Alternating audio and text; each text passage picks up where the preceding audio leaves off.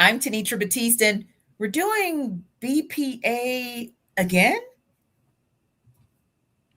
I'm Aaron Freeman, and I'm not mad at the Falcons doing BPA again. I'm Jarvis Davis. I was a little weird about the BPA, but I almost shed a tear when he started talking about the trenches. ATL! ATL! Rise up, A-Town. It's the Falcons Squad. Everything Atlanta Falcons every week. Breaking down all the big hits and game-changing plays from the ATL. The way only the Locked On Podcast Network can. Straight from the ATL, the Falcons Squad Show starts now. Falcons Squad Show, your home for the best Atlanta Falcons football talk. I'm your host, Tenitra Batiste. Alongside me, our Locked On Falcons host, Aaron Freeman, and Locked On analyst, Jarvis Davis. 11 Alive anchor Maria Martin will be back with us next week. The Squad Show is part of the Locked On Podcast Network, now the #1 sports podcast network. And today's episode is sponsored by Prize Picks. Download the Prize Picks app today and use code LOCKEDONNFL to get $50 in lineups after you play your first $5 lineup. So did Matt Ryan's and by default Ian Cunningham's answer on MPX give you a pause? We'll discuss. And BPA versus need. We'll debate Cunningham's philosophy on how to approach the draft. And we'll download on if MPX's response to Matt Ryan was actually a big deal. But first, let's talk about if the Falcons' new GM gave enough insight for us and for you guys to feel confident about his approach to identifying and going after top talent. So, of course, Jarvis, the Falcons officially introduced Ian Cunningham as their new GM this week. So let's start there. What was your biggest takeaway from the press conference? For me, it was him talking about the trenches being a priority.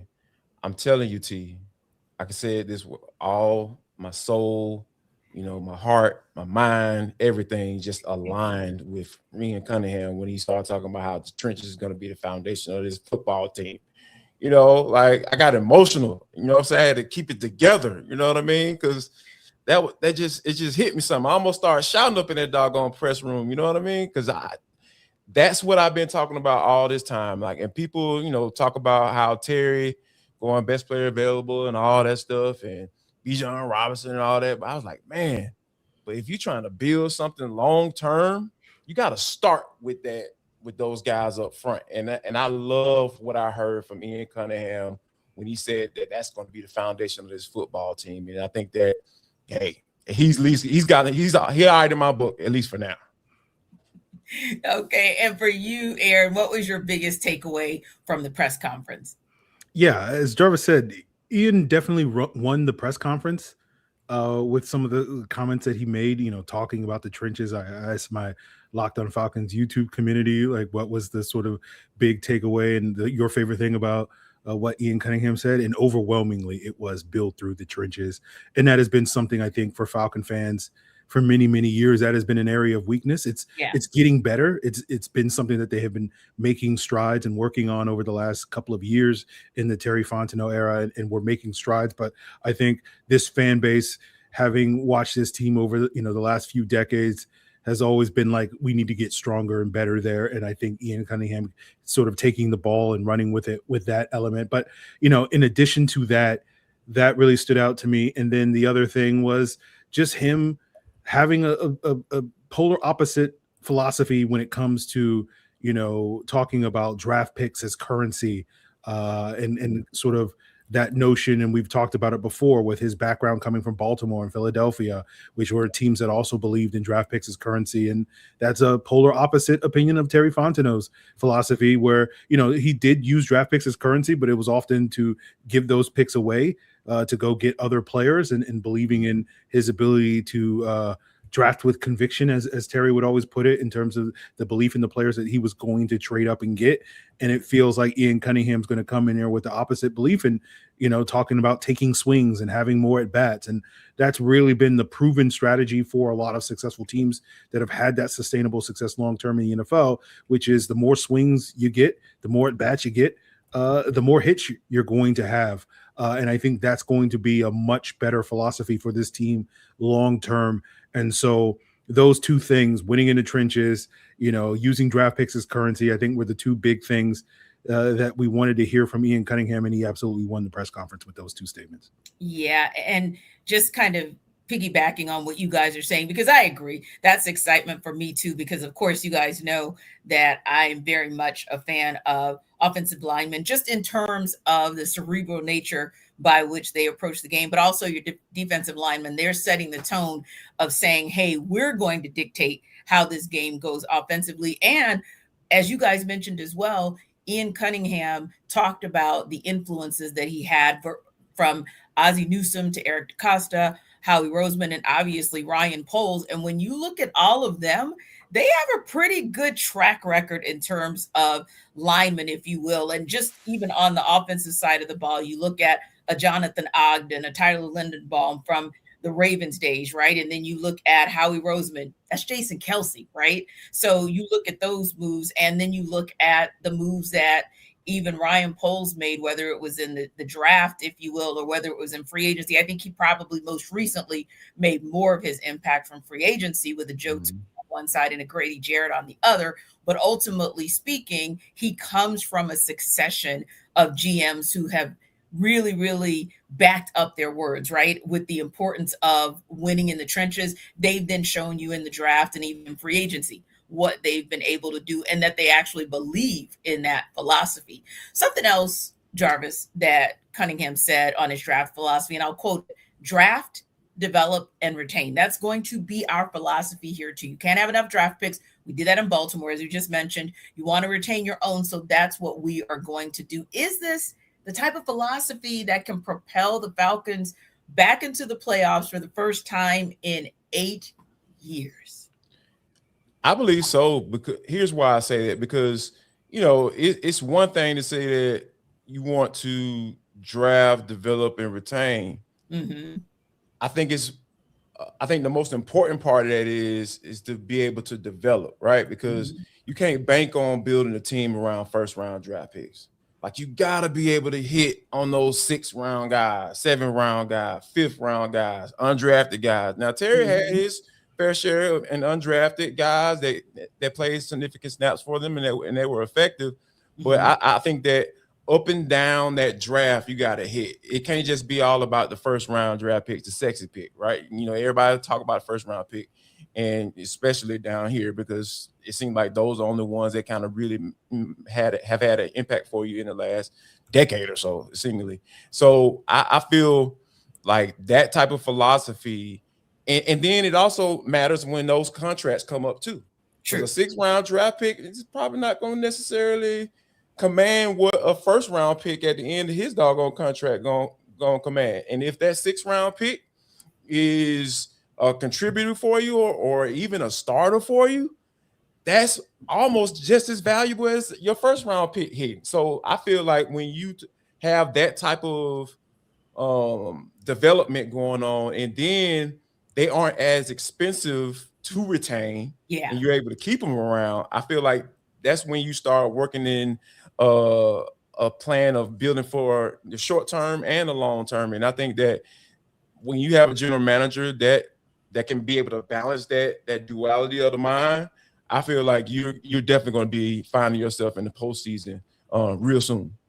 Yeah, and we've seen that with the Seattle Seahawks actually came to mind, how they were able to over and over again in that first run, if you will, to the Super Bowl and 2 Super Bowl appearances. And now even to this run, like, that's what they do. They find gems deep in the draft, and they're able to develop those guys and then retain them, and oftentimes retain them on a budget compared to what some of them might go out and get in free agency. And then you guys talked about as well, like when you go into the deep rounds, going back to the Ravens, because that's the organization that Cunningham referenced the most. You look at an Arthur Jones, a nice rotational player for them, 5th rounder, Tony Siragusa, undrafted. And we know what that career was like for the Ravens. So yeah, if you were under an Ozzie Newsome or an Eric DeCosta, and those are some of the guys that they were able to get deep in the draft or undrafted and develop, then yeah, you should be encouraged about that philosophy, Aaron, where Ian Cunningham is saying draft, develop, and retain. You want to retain your own. You can't have enough draft picks. That's what we're going to do. Yeah, and Tony Siragusa went to the University of Pittsburgh, the greatest university on the planet. But I didn't even mention it because I was like, you know what? I'm going to let you have that. Yeah, we give Jarvis the floor when he can go off on his, His Philadelphia UGA Eagles, tangent. Georgia stuff. So I gotta take my victory laps with Pitt players every chance I get. We get one like every 5 years, so I'll take that. But yeah, I think this philosophy. It's not necessarily like this philosophy is going to be the reason why the Falcons make the playoffs this year. Yeah. But if and when the Falcons make the playoffs this year, this philosophy is going to allow them to sort of sustain that success. Yes. So that it's not just one and done, and then we go into another 3 to 5 year playoff drought or something like that, which is, again, everybody wants this team to make the playoffs, but it doesn't really do anything for you if you can't build off of that success, and it's just a sort of a one and done sort of thing. And so I think this philosophy is really core to being able to sustain that because of what we're talking about. And when you talk about hitting on the first round pick or versus hitting on a fifth round pick, right? Your first round picks are going to be your best bets. They're going to be the best bets in terms of being those needle movers because in theory, you're getting the best talent in the draft, and those are going to be the players that are going to really propel your offense or your defense or whatever forward. But when you hit on those like fifth round picks, and you mentioned a team like the Seahawks, you talk about like, a Tariq Woolen, who's a player that's going to be up for free agency and whatnot, but a fifth round pick for that team that has been a really good cornerback for that football team. And when you hit on picks like that, like it also really does move the needle in a major way for your football team because you're really getting, you're making a bet that isn't necessarily a high percentage bet like a first round pick is. But when you do hit on that, you're like, I just won the lottery. This is, maybe this isn't the Powerball and I won $1 billion or whatever, but maybe you got a few $1,000s with that sort of simple lottery ticket. And, that's always going to brighten your day a little bit with that analogy. So I think this strategy is going to be one that is going to be pivotal for the Falcons. And again, like it goes back to what we were talking about earlier, where like when you have more swings in these rounds, when you're not consistently trading away third and fourth round picks to move up into round 2, as we saw the Falcons do consistently over the years, or trading future first round picks as we saw the Falcons do last year, like you're going to get more opportunities to maybe hit that lottery pick that's going to be a difference maker where, we saw this with, Terry Fontenot in his first draft, right? The one time Terry traded back in round 2 was in his first draft. Yeah, you can sort of look at the Richie Grant pick as not necessarily working out in the way that they want, but in that trade back, they got a fourth round pick that turned into Drew Dolman. And that was a really good pick for the Falcons. Unfortunately, the Falcons were not able to, they were able to draft him. They were able to develop him. They did not retain him. And so, this time around, you're hoping Ian Cunningham can do a better job of doing things like that in terms of that making that difference. That's going to be the thing that's going to allow the Falcons to have a little bit more sustainable long-term success in their endeavors to make the playoffs. Yeah. And when you look at Terry Fontenot's drafts, if you will, when you think about, and of course we know Bijan is a generational player. We know Drake London is an absolute beast, but think about what really started to propel the Falcons into the conversation, what saved them many a game this season from their record being even worse than it actually was. It was the defense. And it was the defense because like you guys said, you started seeing better play in the trenches, and then that allowed your pass rushers to get home. So, and that made it a little bit easier on a sometimes leaky secondary. So yeah, those things are very, very important just in terms of saying, hey, what's going to ultimately move the needle, and not just move the needle for 1 year. I think that at least for now, with the Falcons selecting midway into the second round, come with this upcoming draft, at least you can say, yeah, but they got James Pierce Jr. out of the deal. So it's all good because you now have some foundational players that you can really build around on the defensive side of the ball, especially with them having an opportunity as well to work with Jeff Ulbrich and several other of the defensive staff members coming back. So yeah, I like his philosophy as well, but I'm with you, Aaron. The hope is that indeed you can draft the right way, like we saw with the two I just mentioned, Jalen Walker and James Pierce Jr., that you can develop. And we saw it again. JPJ playing his way into the conversation for Defensive Player of the Year. And might I say Jalen Walker maybe would have done that as well, if not for the injuries that hampered him earlier in the season, and then the retention piece. Now we're going to see coming up really soon with some of these players that were drafted in the Terry Fontenot era, whether or not Jeff Ulbrich, Kevin Stefanski, Ian Cunningham think that those guys that were drafted and have been developed indeed are essential enough to retain. We shall see. Did Matt Ryan's and by default Ian Cunningham's answer on MPX give you pause? We'll take that under further review. This episode of our squad show, is brought to you by FanDuel. It's the last call for football on FanDuel. One final Sunday, one last kickoff, the final chance to get in on the action before the NFL season officially comes to a close. This is Super Bowl 60, and FanDuel is making sure you're right in the middle of it with a special offer just in time for the biggest game of the year. So whether you're backing the favorite, riding with the underdog, or building one last same game parlay, this is the game everyone's been waiting for. This is where predictions turn into plays, stats turn into storylines, and every snap feels bigger. It's the perfect way to cap off the season and make the Super Bowl even more exciting from kickoff to the final whistle. So if you're a new customer, bet just $5 and get $200 in bonus bets if you win. So make it count, because after the Super Bowl, the season is over. Last call for football on FanDuel, an official sportsbook partner of Super Bowl 60. Visit FanDuel.com to get started. This episode of our Falcon Squad Show is also brought to you by ZocDoc. Finding a doctor you actually like can feel like discovering a diamond in the rough. Sure, you want someone who's in network, nearby, and has availability, but you also want a doctor who listens and makes you feel comfortable and explains things clearly. That kind of doctor exists, and finding them is easy with ZocDoc. So ZocDoc is a free app and website that helps you find and book high-quality in-network doctors so you can find someone you love without all the hassle. We're talking about booking in-network appointments with more than 150,000 providers across all 50 states, covering over 200 specialties from primary care and dentistry to dermatology and eye care. And you got to admit, you'll definitely put off doctor appointments longer than you should. We all do it. Between work, life, and everything else, it's easy to delay. Well, ZocDoc makes the process simple.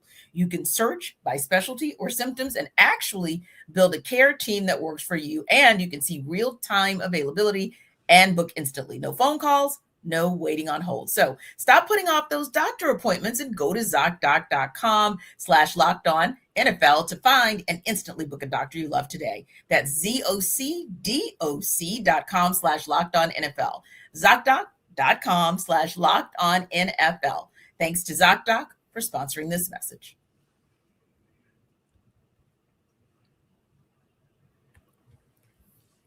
And thanks to you guys for making the Falcon Squad Show your first listen of the day. And thank you for making Locked On the #1 sports podcast network. So, Aaron, both Matt Ryan and Ian Cunningham were asked about Michael Penix Jr. being the starting quarterback once he comes back from injury. Now, Ryan responded by saying that he and Cunningham could not answer that question because neither one of them is the head coach. So does Ryan's response maybe give you a little pause about MPX's future with this team? Not particularly. I feel like the Falcons have been purposefully non-committal with Michael Penix. It's been, there's no reason for the Falcons on February 3rd or whenever the press conference was to basically be like, oh yeah, we're all in on Michael Penix at this point in time. I think this is a conversation where you just kind of let it all play out at this point and sort of see, what's the plan? What's his recovery like? At this point in time, anytime they get an opportunity to praise Michael Penix, they take that opportunity to praise him as they should, right? As a former top 10 pick, a first round quarterback, that may be their long-term solution. It makes no sense for them to throw him under the bus, but at the same time, it makes no sense given his injury, given the potential that the Falcons are going to have to bring in another quarterback between now and the start of the season to potentially be their week 1 starter. If there's a world where they go out there and get that bridge quarterback that we're all sort of calling it. And it's like, oh, well, we're all in on Michael Penix, but that bridge quarterback comes out there and starts the first 4 games and the Falcons are 3-1. It's like, well, let's see how this plays out, So like it behooves the Falcons to basically say nothing. So when they're asked, what do you think about Michael Penix? They're like, we love Mike and we believe in Mike and we hope he gets better. And then it's like, but are you going to commit to him being the long-term answer at the quarterback? Like, we'll see. We'll see. So I think that's really what the Falcons have been doing this entire time. And I think because when we had the Kevin Stefanski press conference, they said a lot of positive things. People interpret that about Michael Penix. They interpret it as like, oh, they're 100% all in on Michael Penix. And then this week when Matt Ryan is like, Kevin Stefanski, that's the head coach decision. People are like, oh no, they're not committed to Michael Penix. And it's just like, this has been what Matt Ryan has been saying the whole time. Yeah. It's like nothing changed, but like Matt Ryan said, like, look, my job was to hire the coach. My job is to hire the GM. And then I'm in the back, like if they need me, they have my cell phone number, but until then, I'm not making any decisions about what's going to happen. That's the job of the head coach. The job of the head coach is to decide who is the Falcons starting quarterback. We're going to leave that up to the head coach, right? Like that's his decision. Like Ian Cunningham obviously will have influence on that, but He's been here for 3 days. Like he's barely trying to figure out where the coffee filters are in the office kitchen in the break room, as opposed to trying to figure out who's going to be the Falcons' long-term answer at the quarterback position. So I think this has been a consistent theme for the Falcons so far. I just think people have been reading far too much into the statements, either positive or negative, in regard to Michael Penix this entire time. And it's just been the Falcons are just like, we'll see. And that's kind of what this response, I think, just reiterates that point. Yeah. And for you, Jarvis, when you look at it, and sometimes people want to read tea leaves that aren't there, but does Ryan's response give you pause about Michael Penix Jr.'s future with the Falcons? No, not at all. And that's not me saying that, thinking that Michael Penix is going to be the quarterback of the future. I feel like it is what it is at this point. Like we understand like the negatives with Michael Penix. If you for him as a football player, you can have your critiques, right, about what you saw in that short sample size he had it as a starter, and you can also look at it and say, okay, look at the injury history. He had some 2 solid good years with Washington. He didn't have any injuries for real until I think he had to deal with a shoulder injury when they were in the playoffs and went to the national championship. But outside of that, he was pretty much, good to go from a health standpoint. So you take all those things in consideration and you lay it out on the table and say, okay, here's what we're dealing with the history. Is this one of those things that can have an effect on us in the future? All right, his current injury, what does that look like? And the fact that they continue to point out that, hey, man, he's in here every day. He's doing his thing. He's doing exactly what he's supposed to do. We aren't going to find out if all of that work will be for naught until training camp, So I feel like trying to get Matt Ryan to commit to saying that, because it's important about the question. It's all about context. Context is king. The question was, is he basically guaranteed to be the starter once he's healthy? Like, how could you can't answer that? Yeah. I know Matt said he can't answer that, and Ian can't answer that because they're not the head coach. Kevin Stefanski can't answer that right now because guess what? He can't evaluate him. Yeah. All he's doing is doing rehab. So I think that, for all the people who are on the side of, I want Michael Penix to be the quarterback of this team, and I feel like he can do that, relax. For all the people who are trying to throw Michael Penix away and saying, man, they got to find him a quarterback of the future, y'all need to relax too, because guess what? Don't nobody know anything right now. Yeah. Only person that has an idea of how he's going to play and how he believes he's going to play is Michael. That's it. So right now, it's just all about being in it is what it is mode, T. And maybe a surgeon. And maybe it's physical therapist. Oh, but surgeon say he's going to come back better. Yeah. Of course. Because that surgeon wants the next guy to come to him and get in position to come back better. Yeah, but I think money. Yeah, right, exactly. I got you. Yeah. We know what it is. But I think you guys are absolutely right. This is just a TBD situation. Like we are talking about early February. I mean, there is no way to know when we're thinking about training camp starting 5 months from now. We don't know. And we're, of course, not saying anything negative, of course, but we don't know if there will be any setbacks. Sometimes these guys have unforeseen setbacks that sometimes have to do with the rehab or sometimes just come out of the ordinary or just come out of nowhere as like kind of a byproduct of the injury or what have you. We don't know. We hope that doesn't happen, but you just never know. Also, when it comes to really any major injury in sports, I think we're seeing nowadays that you have some guys who, if the projected time for return or rehab is 4 to 6 months, they can rehab it in 3 and they come back looking like that when they come back. Others, sometimes it's 8 or 9 when the max should have been 6. Don't know. It's February. All we can do is continue to think positive, be optimistic, and just know that the organization is going to do whatever they think is best to do what? Get back to the postseason, because that's really what this is all about. Who's going to put them in the best position to get back to the postseason? But also, Aaron, do you think that it was at all significant that Matt Ryan openly stated that the decision will be left to Kevin Stefanski to make? Yeah, I think it is, because again, I think one of those narratives, because we've heard various points over the last calendar year, because we know Matt Ryan has been, mentor, maybe a strong word for it, but a sounding board, I guess, somewhere in between those two words in terms of his relationship with Michael Penix. And I think the assumption has been that Matt Ryan is firmly 100% in favor of Michael Penix being the Falcons franchise quarterback. And again, not to say that Matt Ryan is against Michael Penix, but Matt Ryan has been very supportive of Michael Penix. I think he believes in Michael Penix. But at the same time, I think a lot of people have interpreted that in terms of like, oh, no, Matt Ryan wants Michael Penix to be the starting quarterback. And now because he's the president of football in all the galaxy, he is going to be the guy that's going to make that decision. And one of the things that Matt Ryan has consistently said is like, I'm not making those decisions. Again, my job was to hire the right head coach, hire the right GM, be a supporter with their decisions, but the GM is going to make GM decisions. The head coach is going to make head coaches decisions.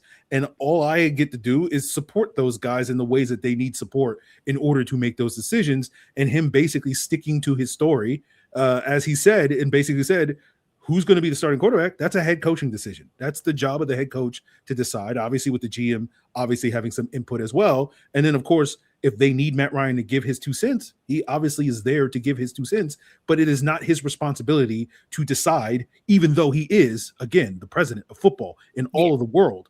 But, the singular president, right? There's no other presidents of football. He's the one. But like, his job is not to decide whether or not who is the Falcons starting quarterback. His job is to support the head coach. His job is to support the general manager. And I think the fact that he is consistently saying that, and by this statement is backing up, actions speak louder than words. He's backing up that notion. And so I think it is significant that Matt Ryan said this, because he's basically sticking to his guns and delivering on his promises.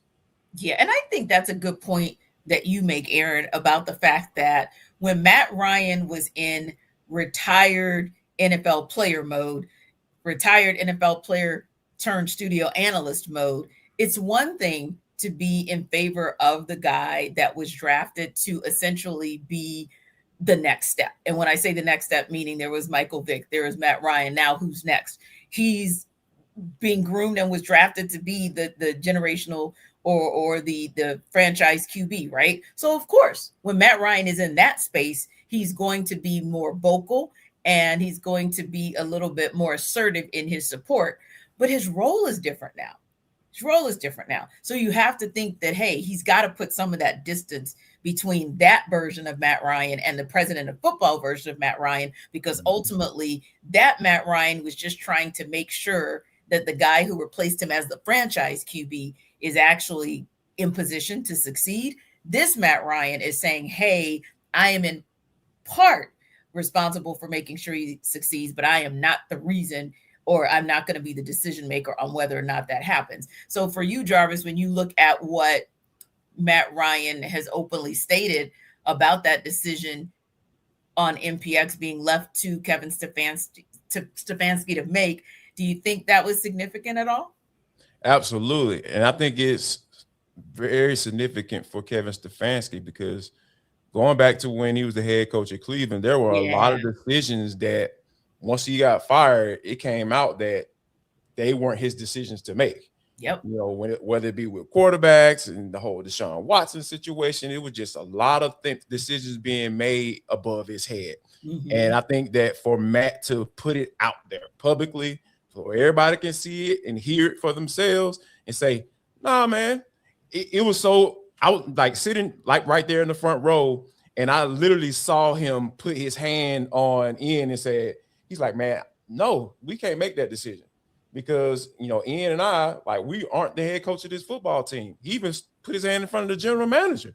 So that lets you know, like, he is delegating those duties to the people that get paid to do them, make those decisions. So, yeah, I think that was probably a proud moment for Kevin, because he was sitting right there off to the side with the same row with Arthur Blank and everything. So when you think about it from that standpoint, I feel like if I'm Kevin Stefanski, I'm like, all right, I know I made the right decision. Yeah. You know, I got fired, but I know I made the right decision to be able to do my job. And, you know, because at the end of the day, that's all head coaches want. They want to be able to go down swinging, making their own decisions. Because it's one thing to get fired for making your own decisions, but it's a whole nother thing to get fired for other decisions that people have made. Yeah, and I think that's one of those where it tells you about how astute Matt Ryan is as well, because that was an opportunity for him to reassure Kevin Stefanski that, hey, I understand the lines of demarcation between the president of football, the GM, and the head coach, which is polar opposite, like you said, Jarvis, from what Kevin Stefanski had experienced. What's not polar opposite, at least in theory, for what we've experienced, is the concept of best player available versus need, leaning in the direction of BPA. But this lean in the direction might be a little bit different. We'll unpack Ian Cunningham's philosophy on how to approach the draft in Next Up. This episode of our squad show is brought to you by Indeed. If you've ever hired someone who looked good on paper but wasn't quite the right fit, you know how important that is. When you want candidates who truly match what you're looking for, trust Indeed sponsored jobs. Hiring? Indeed is all you need. Stop struggling to get your job posts seen on other sites. Indeed sponsored jobs put your post at the top of the page and help you reach the right candidates faster. So sponsored jobs boost your posts to the people who are the best match for your role, and that makes a real difference. According to Indeed data, sponsored jobs posted directly on Indeed are 90% more likely to report a hire than non-sponsored jobs. So spend more time interviewing candidates who check all your boxes with less stress, less time, and more results using Indeed sponsored jobs. Listeners of this Falcon Squad show get a $75 sponsored job credit to help give your job the premium placement it deserves at Indeed.com/LockedOnNFL. Just go to Indeed.com/LockedOnNFL right now and support the show by saying you heard about Indeed on this podcast. Terms and conditions apply, but if you're hiring, do it the right way with Indeed.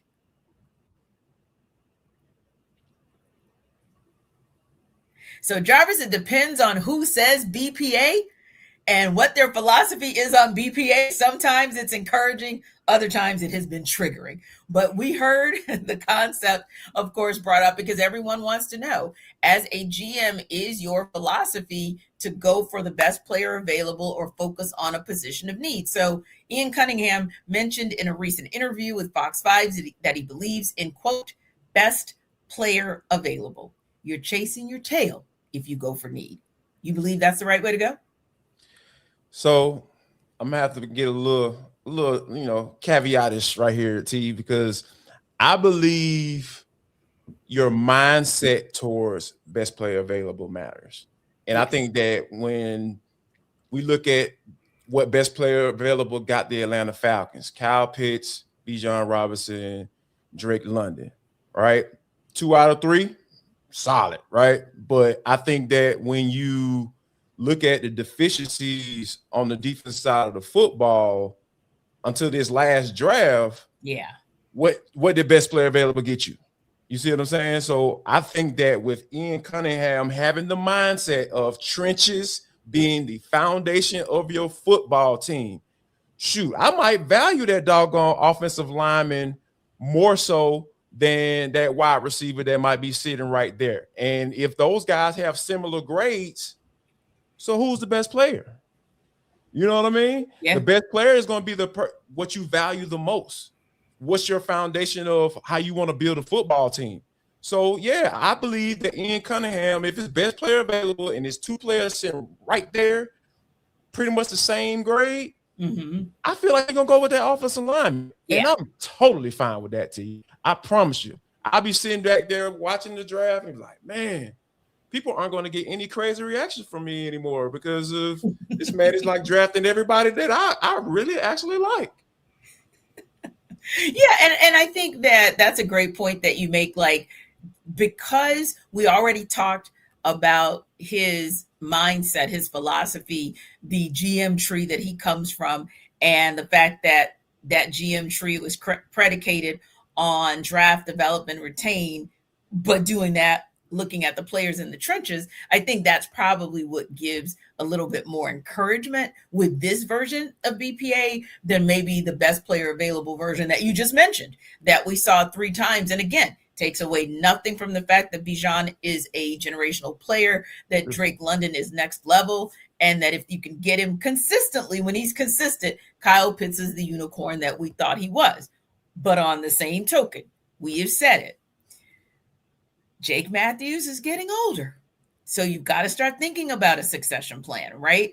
And Elijah Wilkinson, not it on the other side at tackle. You got to start thinking about if you can get a better one. So, and then you look at the defense and you look at, the up front. You look at David Onyemata getting a little bit older, and we're not quite sure in terms of Rukarura. We saw some flashes, if you will, but like you said, exactly, Jarvis is like, yeah. So you would hope that when you've got enough of those places where either you have to start the succession plan or you need to just replace at once because you don't have a real top tier player in those positions, like you can't ignore that. So like you said, if there's parity there with that best player available in a place of need, and then there's this other person who's also best player available, you got to go with the one that kind of fits both of those mantras, if you will. So Aaron, this time when you heard best player available, but with the caveat that you're chasing your tail if you go for need, and with the caveat that we know there's a GM who values the trenches, you believe this is the right way to go under Ian Cunningham?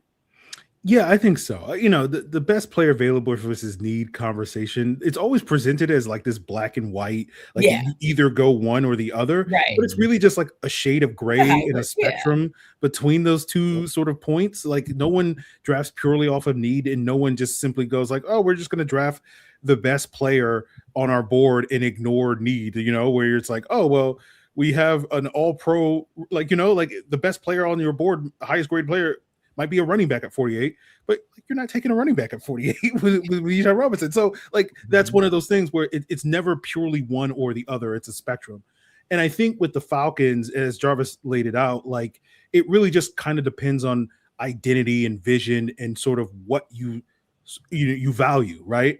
And the Falcons, particularly in the Arthur Smith years, right, his offense is kind of predicated. We saw this in Tennessee where, I called it dudes. You have Derrick Henry, you have A.J. Brown. Like his offense needs those type of guys. You've seen that in Pittsburgh with them going out and getting DK Metcalf and other guys that can, take the simple plays and concepts that Arthur Smith is calling and turn them into big explosive plays. And that's one of the reasons why they valued the skill players so much in those 3 years that he was the head coach of the football team.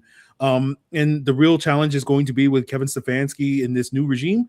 As Jarvis said, is that switch going to occur? Are they going to continue to try to value or overvalue, if you're Jarvis Davis, the skill players and undervalue the trenches, or is that going to flip? And that's going to be really the conversation. And again, based off of what Ian Cunningham is saying and based off of, how Kevin Stefanski's success went in Cleveland, where those teams were at their best when they were, had one of the best offensive lines in football and had one of the top defensive lines. Obviously, Myles Garrett doing a lot of the heavy lifting on that side of the ball. Yes, all of it. Yeah, you're not.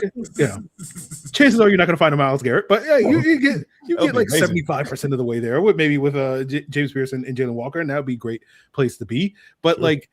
If they continue to value that, then they're going to be, it's going to be look different and make Jarvis complain a lot less on those post-draft episodes of the Falcon Squad. But, I think when you talk about BPA for this football team, particularly this year, because you do not have you do not have a ton of draft picks, and you have a lot of needs, right? You may say certain positions are more pressing needs and other positions are more depth needs, but you have 5 picks. And you probably have more than 5 holes on your roster that you need to address. And, as much as we just talked about like the value of late round picks and hitting on those late round picks, the truth of the matter is the 6th and 7th round picks, the chances that you're going to really solve problems with those picks is very low. Now, obviously, it's a huge boost if you can.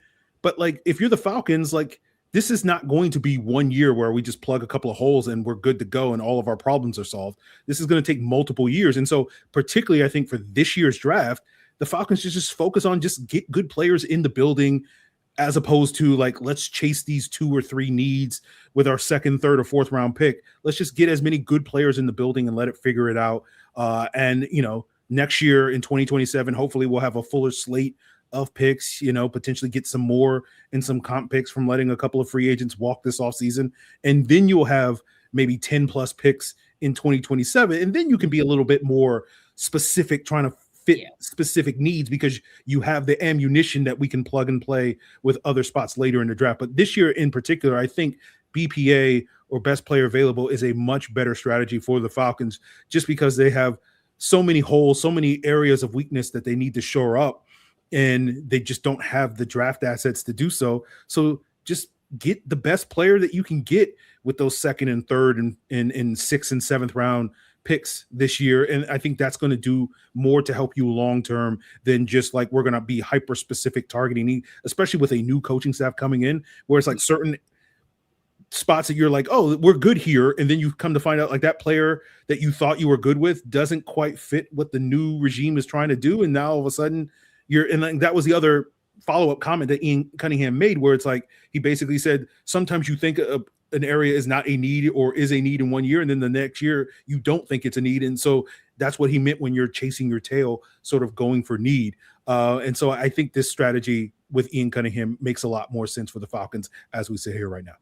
Yeah. And we know, and Aaron, you just alluded to it, we know that Cunningham has to have success because of the limited picks in this draft. 2nd round, 3rd, 4th, 6th, and 7th. So, Jarvis, how important will free agency be for the success of this team in 2026 and maybe dictating how Cunningham approaches the draft with the BPA mindset? Oh, I think it's going to be this who he signs or try to bring back to this team, bring back in the fold for the 2026 season. I think it's going to be vital to it's going to help make the picture much clearer. Yes. As to where this team could potentially be, how far they can go in this season. But because you have decisions, like you mentioned, David Onyemata is going to be a free agent. Caden Ellis is going to be a free agent. Arna Ebiketie is going to be a free agent.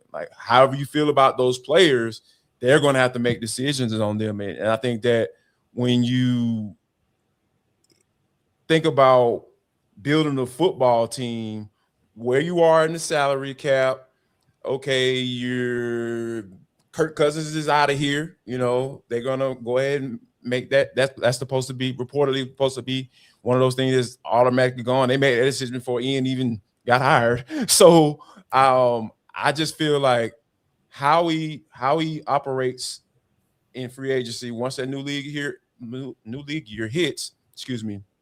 That's going to be one of those indicators as to. You're probably going to get a really good idea where they go in the draft based off of what he does or doesn't do in free agency. Yeah, I think shoring up some of these areas and figuring out some of the depth roles, right? As Jarvis said, you have a number of free agents this offseason. You know, he mentioned some of them on the defensive side of the ball. You have obviously some prominent ones like Tyler Algier and Kyle Pitts on the offensive side of the ball. And sort of, I think the decisions that they make with some of those free agents on who they bring back speaks to what we've been talking about. Like, what do you value? You know, the trenches, the skill players, you know, we'll see, you know, how aggressive they are with spending money on free agents this offseason, or do they take more of that approach that we saw early on in the Terry Fontenot era, where it's like, okay, we're not going to make any big purchases from outside the organization, and we'll just kind of go for some mid-level or cheaper free agents to kind of shore up some of these spots, just to kind of see what we have so that we can use 2026 in addition to trying to make that push for the playoffs, but also a critical evaluation year in the first year of this coaching staff to kind of figure out, okay, what exactly do we have? And then you have a much more informed decision when you're going to be able to have a little bit more cap space, have a little bit more draft capital in that 2027 offseason, to, if you want to maybe push more chips into the middle of the table, you can do so with a little bit more of an informed opinion on the state of your roster. And so I think free agency is going to be key for this team, but I'm a little skeptical, where I see a lot of people being like, oh, the Falcons are going to go out there and make these big splash free agent signings. And I'm just like, I don't think they're going to do that. And like, I see people rattling off all these names of free agents, like a Tyler Lindenbaum or whatever. And it's like, that. Please stop that. Free. Hold on, bro. Can y'all stop talking about Tyler Linderbaum? I know that man gonna command $18 million. Where's it gonna come from? Where? This is why we as a fan base, I'm including this, city of Atlanta, everybody, whatever you want to call yourself, broadcaster, podcaster, aficionado, Falcons prophet, big time fan, rose-colored glasses on, all that stuff, whatever you want to call yourself. Moves like that don't win you football games. I understand that you are looking at Ryan Newsom saying he could use an upgrade. Going out and spending $18 million to do so? No, it doesn't work like that, especially not when you're a first-time GM and you're trying to really map out how to build this football team, build on what's been done in the past, the mistakes that have been made in the past. So yeah, this Kirko thing is much bigger than what you think it is. Like, they're going to have to kind of take it easy, especially in free agency. Because one thing that Ian said that stood out to me, and I wholeheartedly agree with him. He's like, we don't like that money. We don't like that money. So yeah, guess what Kirk Cousins is going to give you? And a lot of it is dead money. So in order to get out of that and get rid of it, you have to kind of, go into the reduced meat aisle. You know what I'm saying? The reduced price. You know what I'm saying? Like, that's what you I heard that reference in a minute. Yeah, I didn't think we were going to take the reduced meat into 2026. But apparently we have. But here we are. Man, here we are, baby. You know what I'm saying? Like, some things don't go away, Aaron. You know what I mean? They're good. They're good to you, dog. Okay. Oh, you got to cook the same day. You got to cook the same day. Yeah. Yeah, because we all understood what he meant by reduced meat. Anyway, Matt Ryan said what he said, and Michael Penix Jr. said what he said. We'll download on if MPX's response to Matty Ice was actually a big deal in the look ahead. This episode of our Falcon Squad Show is brought to you by Quo. New year, new systems. This is the time when a lot of us look at the messier parts of how we run our business and think there has to be a better way. And there is. Streamlining your communications is one of the quickest upgrades you can make. That's why today's episode is brought to you by Quo, spelled Q-U-O, the smarter way to run your business communications. Because when your team is reachable, organized, and communicating in one place, you're not just working cleaner, you're creating more opportunities to connect with customers. Your whole team can call and text from one shared business number, so nothing gets missed. And everyone sees the full conversation thread, which makes replies faster and more personal. It's no surprise Q is the #1 rated business phone system on G2, trusted by more than 90,000 businesses, from solo operators to growing teams. So make this the year where no opportunity and no customer slips away. Try Quo for free, plus get 20% off your first 6 months when you go to quo.com/lockedonnfl. That's QUO.com/lockedonnfl. It works right from your phone or computer, and you can even keep your existing number. Quo, no missed calls, no missed customers.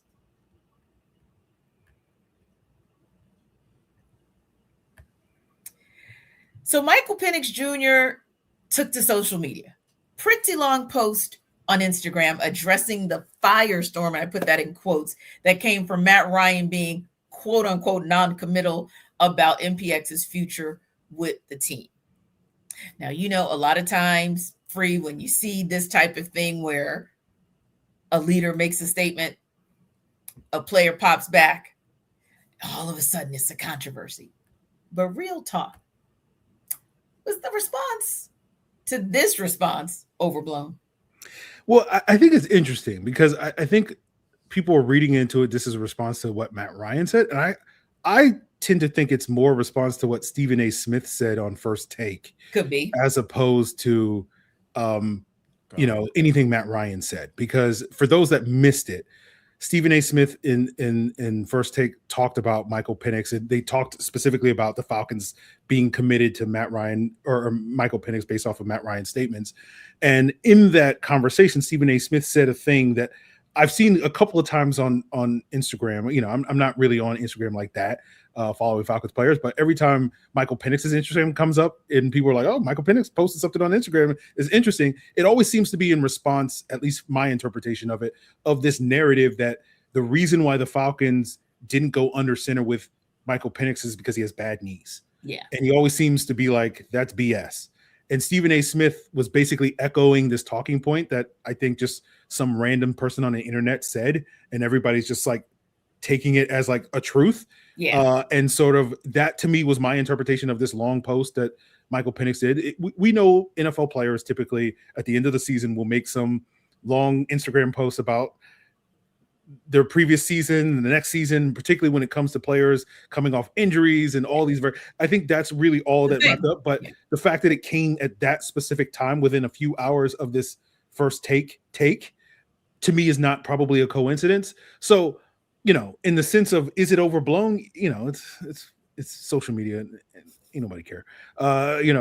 So yes, it is overblown in that sense. But I thought it was interesting, the timing of this, that Michael Penix said the things that he said, and it came, a few hours after this First Take, segment or whatever. And so that to me is my interpretation of it.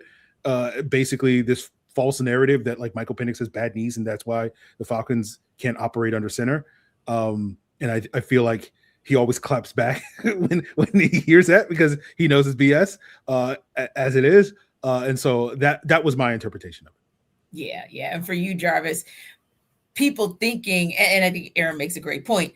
Part one, people overreacting and making this kind of an overblown thing. Do you think that's what it was, related to the initial thought, which was that it was a clap back to what Matt Ryan said, when in actuality, it might have been a clap back to what Stephen A. Smith said? But that said, was it overblown as far as a response to Matt Ryan's response?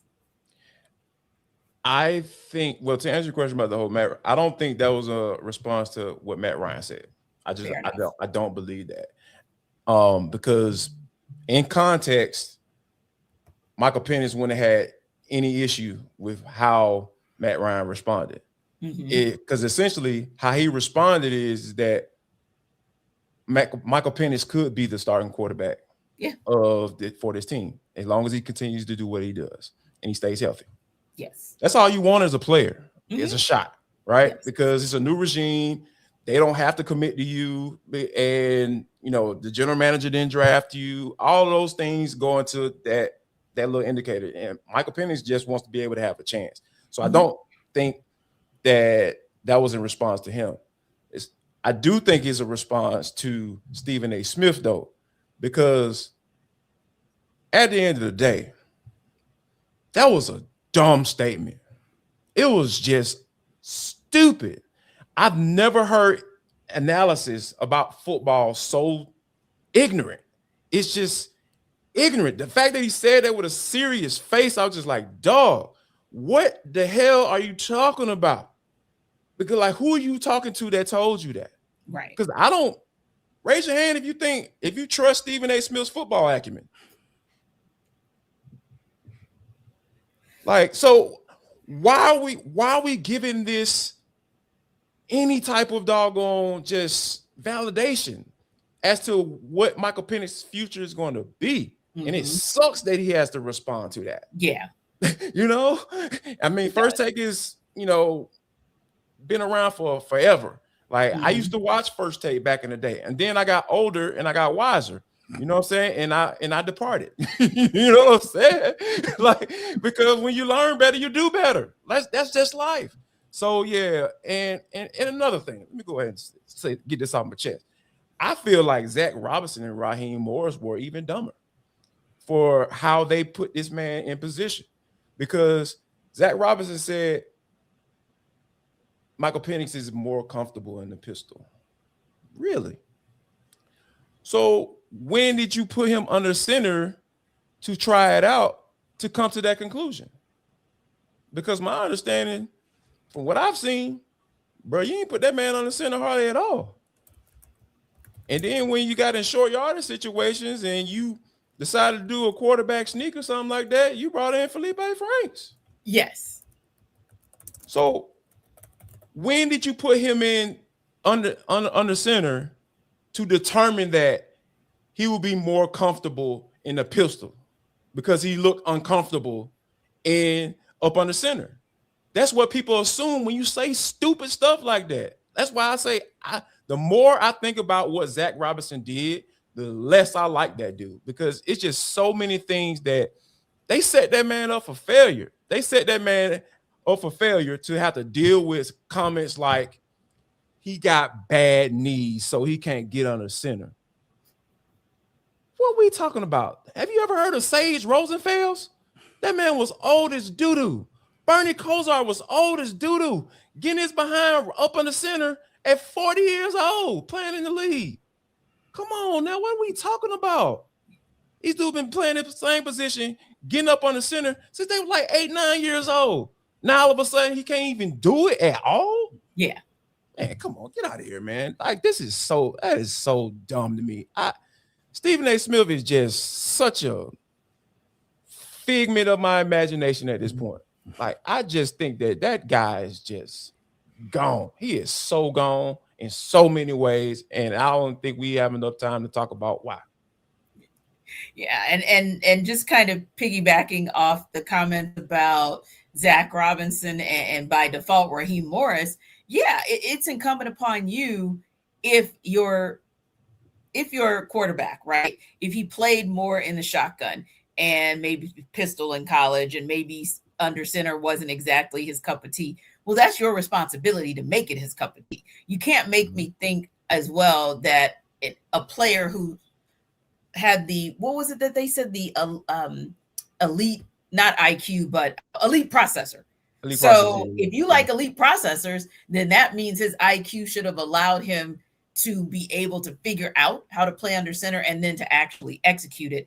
And maybe if you would have, I was about to say, maybe if you had utilized, I don't know, a little thing called preseason games, that could have been an opportunity. Okay, all right. All right. This is good right here.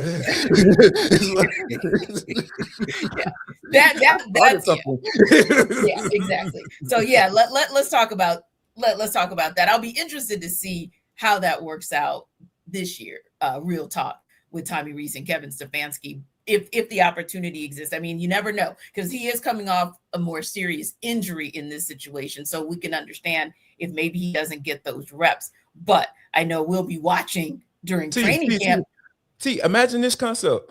Maybe Alex Van Pelt can teach him how to go under center. Whoa. Because, hey, you might be the quarterback whisperer. You might be, as the quarterback's coach, that guy who can actually do. Oh, wait a minute. Is that what the quarterback's coach is supposed to be? Because that's what I thought too. Like, your sole responsibility in life is to get QB1 to the next level. That is a fascinating Amazing concept. Oh my gosh. Whew. Man, my mind has been blown today. People. Yeah. Crazy. Amazing concepts that we came up with today. Okay, real quick, guys. We know we got a Super Bowl coming, and we know that there could be a lesson that is learned from both of these teams that made it to the playoffs or the postseason, because you're talking about a team in Seattle that was knocking on the door of the postseason last year, didn't get in, and now they're headed to the Super Bowl. A team like the Patriots, basically the worst first scenario. So that said, real quick, Aaron, Jarvis, what's a quick lesson that the Falcons can learn from the two teams who made it to Super Bowl 60? For me, it's got to be elite at something, right? The Patriots had an MVP runner-up potentially. We'll find out tonight, right? If who's going to win the MVP, but it's likely going to be Matt Stafford, and Drake May's probably going to be second place, right? And so that's pretty elite quarterback play. And then the Seattle Seahawks, best defense in the NFL. That's elite defense. You got to be elite at something if you want to make the Super Bowl. And I like Seattle just from being a well-rounded football team, right? You got a pass threat, in Jackson Smith-Njigba. You have a quarterback that's, even though I've never really been on board with, kind of validated him as one of those elite processing type quarterbacks, but he is solid, right? Well-rounded, he hasn't failed them yet. We'll see how that plays out. And then you got a defense that's just, Snyder has just been stacking dudes. Yeah. From, just stacking dudes. And then, he goes out and get a guy like DeMarcus Lawrence, who's been in Cowboy purgatory for however long, right? And he said, you know what? Let me go spend some money, because I've already built the foundation up front, what I want it to look like. Let me just add this other piece to kind of really just finalize things. And voila, you have an elite defense. And also, never forget, T, your favorite, special teams. Trading for Rashid Shaheed, that was an amazing move. Stuff like that, well-rounded, thought out, not like going for the gusto. I'm putting all my chips on the table. No, man, calculated, saying, hey, here's what I'm thinking. Here's what we should probably do. And like, here are the options, right? You laid out one of them. I like this one. Let's go with this one. Let's see what they say. Yeah. And just being calculated by everything. So yeah, being well-rounded and just building a well-rounded football team. So, each one of those phases can support each other. Yeah. And for me, the lesson that can be learned is if you do the right thing, and you guys kind of alluded to it with the players that you mentioned, but if you do like John Schneider did for the Seattle Seahawks, then you can have a team that just keeps stacking in the draft and keeps stacking in free agency, and then gives your coach, a young coach, meaning young in his head coaching career, as Mike Macdonald, being able to go to the Super Bowl at this juncture and then turn around. And you look at the same thing. We don't talk a lot about the EVP of player personnel, Elliott Wolf, for the Patriots, but low-key, he made some good moves in the draft as well as free agency as well, to put Mike Vrabel in a situation that here we are in year number 2? One One for him and 2 for McDonald, right? Going to the Super Bowl. That's, to me, the lesson that you learn. If the triumvirate can look like the triumvirate for those two teams, then we're talking about, at a minimum, this Falcons team ending the postseason drought. Thank you guys so much for our everydayers for making the Falcon Squad Show your first listen of the day. Be sure to stop by Locked On Falcons with your host, Aaron Freeman, and frequent analyst guest, Jarvis Davis, as your second listen. The Falcon Squad Show and Locked On Falcons are part of the Locked On Podcast Network. Your team every day. We'll see you next time.